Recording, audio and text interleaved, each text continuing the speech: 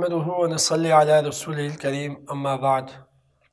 قال النبي صلى الله عليه وسلم عن أبي رزين أنه قال له رسول الله صلى الله عليه وسلم ألا أدلك على ملاك هذا الأمر الذي تصيب به خير الدنيا والآخرة عليك بمجالس أهل الذكر وإذا خلوت فحرك لسانك ما استطعت بذكر الله وأحب في الله وأبغض في الله. يا أبا رزين هل شعرت أن الرجل إذا خرج من بيته زائرا أخاه شيعه 70,000 ملك كلهم يصلون عليه ويقولون ربنا إنه وصل فيك فصله فإن استطعت أن تعمل جسدك في ذلك فافعل او كما قال علیہ الصلاۃ والسلام. یہ حضرت ابی رزین رضی اللہ تعالی عنہ ایک صحابی ہیں اور وہ حضور صلی اللہ علیہ وسلم کا ایک ارشاد نقل کرتے ہیں کہ حضور صلی اللہ علیہ وسلم نے فرمایا کہ ابا رزین کیا میں تجھے ایک ایسی نصیحت نہ کروں جو تمام امور میں سب سے بہتر ہے دنیا اور آخرت کے اعتبار سے. تو حضرت ابی رزین رضی اللہ تعالی عنہ نے دلچسپی ظاہر کی تو حضور نے فرمایا کہ ہمیشہ اللہ والوں کی مجالس کو اختیار کرو. پہلی بات کہ اللہ والوں کی مجالس اختیار کر. وَإِذَا خَلَوْتَ فَحَرِّكْ لِسَانَكَ مَا اسْتَطَعْتَ بِذِكْرِ اللَّهِ. اور جب تو جدا ہو جائے اکیلا ہو جائے تو اکیلے میں اللہ کا ذکر کر جتنی تجھ میں استطاعت و قوت موجود ہے. دوسری بات حضور صلی اللہ علیہ وسلم نے فرمائی کہ تو اللہ کے لیے محبت کر اور اللہ کے لیے لوگوں سے دشمنی کر. اور فرمایا تیسری بات کہ تجھے معلوم ہے کہ جب کوئی شخص اپنے گھر سے نکلتا ہے اپنے کسی قریب یا کسی عزیز کو ملنے کے لیے اللہ کی رضا کے لیے اس کی خیر خبر لینے نکلتا ہے اللہ کی رضا کے لیے تو 70,000 فرشتے اس کی دعا اور اس کے لیے رحمت کی دعا اور استغفار پر مامور کر دیے جاتے ہیں. پھر وہ فرشتے اللہ سے دعا مانگتے ہیں یا اللہ یہ اس شخص نے تیری وجہ سے تعلق بنایا اب تو اس پہ اپنی رحمت نازل فرما.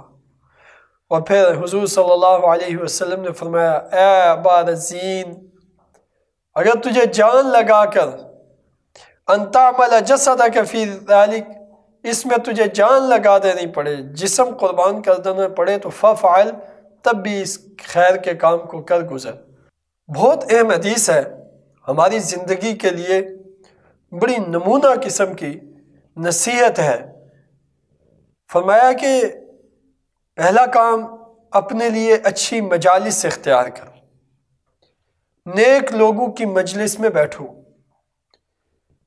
مجالس کی تاثیر یہ ہوتی ہے کہ آپ جس کو سن رہے ہوتے ہیں اور جس کے ساتھ آپ بول رہے ہوتے ہیں اس سے آپ کی محبت کا رشتہ بن رہا ہوتا ہے اور اس کی گفتگو آپ کے دل پر مہر کی طرح اثر انداز ہو رہی ہوتی ہے اور اس مجلس کی تاثیر سے آپ کے اخلاق بن رہے ہوتے ہیں. اس مجلس کی تاثیر سے آپ کے اخلاق بگڑ رہے ہوتے ہیں. اب اخلاق کی درستگی کوئی شخص چاہتا ہے اپنی فکر اور نظر کی تعمیر کوئی شخص چاہتا ہے تو وہ اپنے دوست علماء کو بنائے وہ اپنے دوست اہل اللہ کو بنائے وہ اپنے دوست دینی تنظیموں اور تحریکوں کو بنائے وہ اپنے دوست نیک و صالح لوگوں کو بنائے.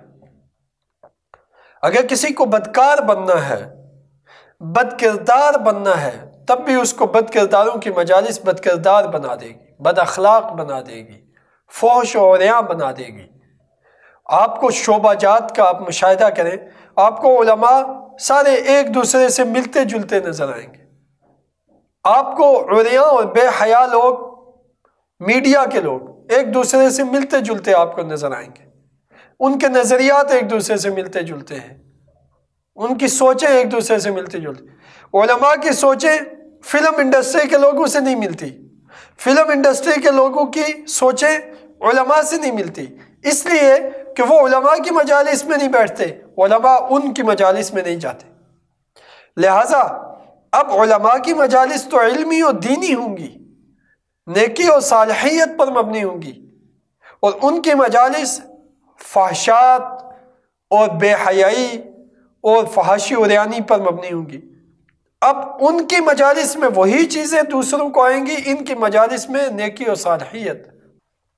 اس لیے حضور نے جو یہ نصیحت کی، اے برزین علیک بمجالس اہل الذکر، اہل ذکر کی مجالس کو اختیار کر، تو یہ بہت قیمتی نصیحت ہے۔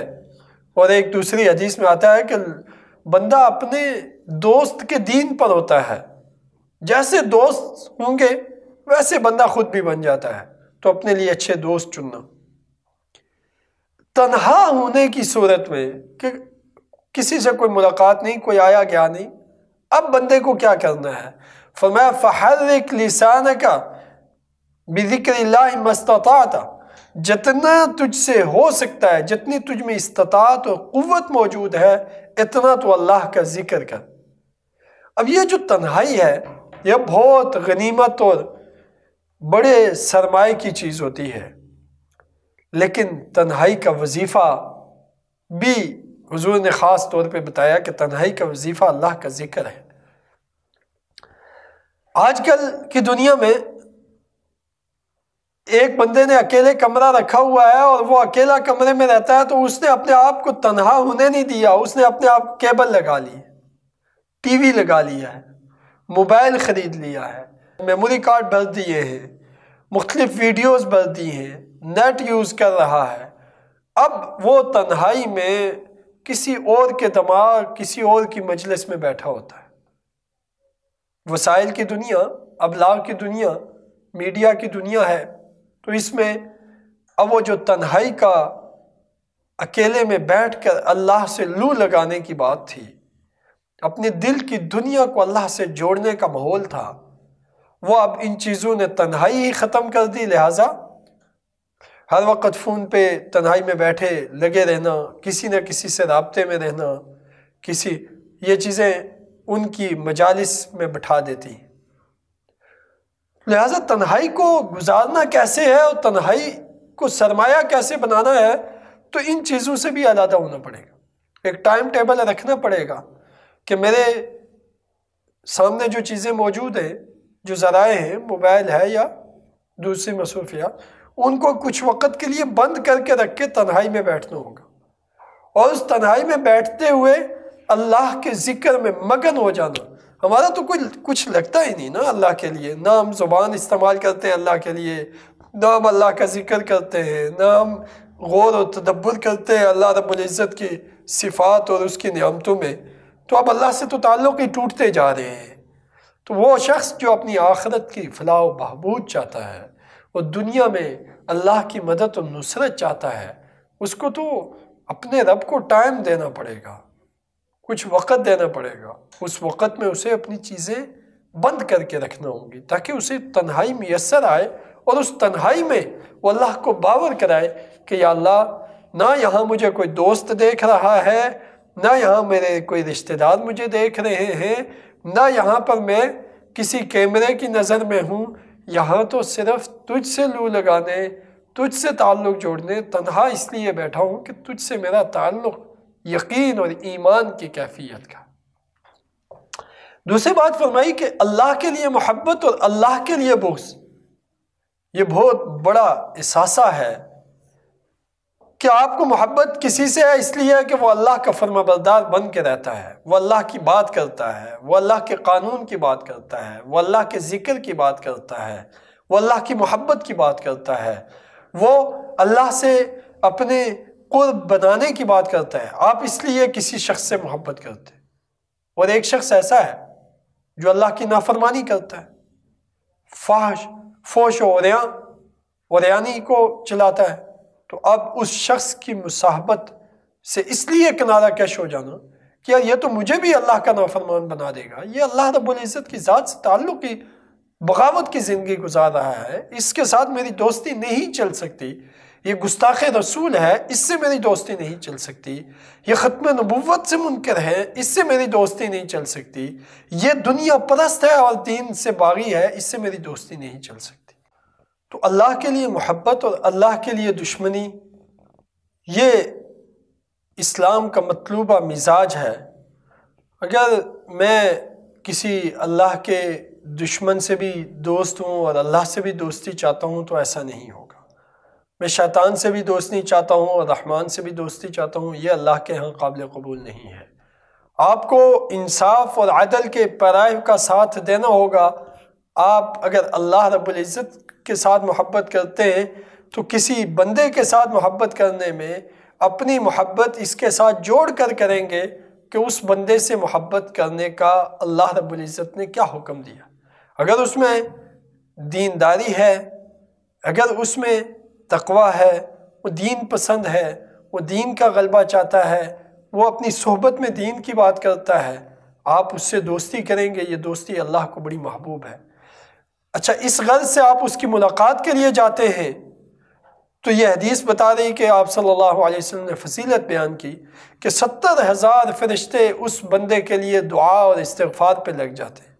بتائیے، آپ سے اپنے روزانہ کے معاملات میں 70 دفعہ بھی دعا اور استغفار ممکن ہے؟ نہیں ہے۔ بہت مشکل سے بعض لوگ 70 دفعہ دعا اپنے لیے نہیں مانگ سکتے، 70 دفعہ استغفار اپنے لیے نہیں کر سکتے، تسبیحات اپنے لیے نہیں کر سکتے، تو 70,000 دفعہ تو بڑی تعداد ہے۔ پھر فرشتے لگ جائیں اس بات پر 70,000 کے اب وہ مسلسل دعائیں مانگ رہے ہیں، تو پھر آپ تعداد کا اندازہ لگائیں کہ آپ جتنی دیر صبح سے شام تک وہ آپ کے لیے لگے ہوئے ہیں تو اس وقت میں کتنا آپ کے اعمال نامے میں اضافہ ہو رہا ہے اور اللہ کے ہاں انعام میں اضافہ ہو رہا ہے۔ اللہ ہمیں اپنی محبت کی بنا پر ایک دوسرے سے محبت نصیب فرمائے۔ پھر ہمارے جو تعلقات ہوتے ہیں ان تعلقات کی بنیاد پر یا اسلام کا نقصان ہو رہا ہوتا ہے یا اسلام مضبوط ہو رہا ہوتا ہے۔ تو اگر وہ اللہ والوں سے تعلق ہوگا تو آپ کے آپس کے تعلقات اور محبتیں اسلام کو بھی قوی کریں گے، اور اگر وہ شیطانیت کی بنیاد پر تعلق ہے تو پھر شیطانیت مضبوط ہوگی۔ تو اللہ کے لیے محبت اور اللہ کے لیے نفرت یہ ایمان والوں پر واجب ہے۔ اللہ ہمیں توفیق عمل نصیب فرمائے۔ تو خلاصہ حدیث یہ ہے کہ حضرت ابوذرین سے فرمایا کہ اہل علم کی، اہل ذکر کی مجالس میں بیٹھو، اکیلے ہو جاؤ تو اللہ سے لو لگایا کرو، اس کو سوچا کرو، اس کا ذکر کیا کرو، اور فرمایا اللہ کے لیے محبت رکھو لوگوں سے، اللہ کے لیے بغض رکھو، اور آخری بات فرمائی کہ انعام ملے گا۔ 70,000 فرشتے اللہ سے محبت کرنے کی بنا پہ آپس کی ملاقات کو، اب یہ ملاقاتوں کا دور ہم سے چھوٹتا جا رہا ہے، سگے بہن بھائی ایک دوسرے سے نہیں مل پا رہے، تو اس کی کوشش جب اللہ کے لیے ہوگی، عبادت سمجھ کے ہوگی تو پھر بندہ کر سکتا ہے، ورنہ ظاہر ہے ہر بندہ چاہتا ہے میری ملاقات کا مجھے کیا ملے گا۔ تو تاجروں سے ملاقاتیں ہوتی رہتی ہیں، لیکن ایک تاجر کی اپنے بھائی سے ملاقات اس لیے نہیں ہوتی کہ تجارتی نفع کوئی نہیں ہے۔ تو اگر یہ ذہن میں ہوگا کہ اللہ کے لیے ملاقات کریں گے تو 70,000 فرشتے دعائیں کریں گے، تو پھر ملاقات بھی کرنا آسان ہو جائے گی۔ تو فرمایا حضور نے کہ اے ابا رزین، اگر اپنی جان لگا کر اس پہ عمل کر سکو تو ان نصیحتوں پہ عمل کرنا۔ وآخر دعوانا الحمدللہ۔